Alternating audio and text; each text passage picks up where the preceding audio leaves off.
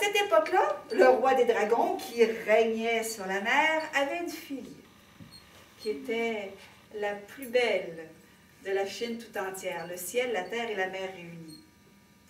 Et le roi des dragons un jour annonce à sa fille qu'elle doit se trouver un mari.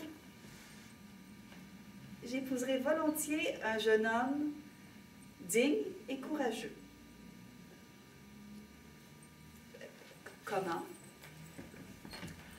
Un jeune homme digne et courageux. Mais ma fille, tu peux épouser des princes que tu veux, des rois, des nobles, des empereurs même. Qu'est-ce que tu as à faire d'un jeune homme digne et courageux? Et où est-ce que je vais trouver ça, moi, un jeune homme digne et courageux? Qu'est-ce que ça veut dire? Mon père, je vous répète, je n'épouserai qu'un jeune homme digne et courageux. Là, l'empereur des dragons, le roi des dragons est un peu mal pris. Il a confié à ses généraux de partir à travers la terre, à travers la mer, à la recherche d'un jeune homme digne et courageux. Et là, ils sont partis pendant plusieurs semaines. Et un jour, le général Hippocampe est revenu. Il avait ramené plusieurs jeunes hommes avec lui. Ah, ils étaient beaux, ils étaient fiers, ils étaient riches. Mais je ne suis pas certaine qu'ils étaient si courageux que ça. Parce que quand ils ont aperçu le roi des dragons, ils ont tous eu peur. Comment voulez-vous que je présente ces garçons à ma fille s'ils ont peur de moi? Trouvez un autre prétendant. Le général Anguille est revenu et après toutes ses recherches, il a confié au roi des dragons, il dit « Majesté, vous savez, j'ai cherché des jeunes hommes dignes et courageux, mais dans le fond, je crois que je suis le plus digne de votre fille. »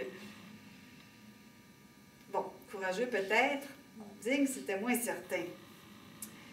C'est finalement le général Méduse qui est arrivé, qui est allé voir le roi des dragons, qui lui a dit « J'ai rencontré un jeune fils de pêcheur. Il s'appelle Jingxi. Et je crois que c'est le genre d'homme qui plairait à votre fille. » Comment vous pensez que le roi des dragons a réagi?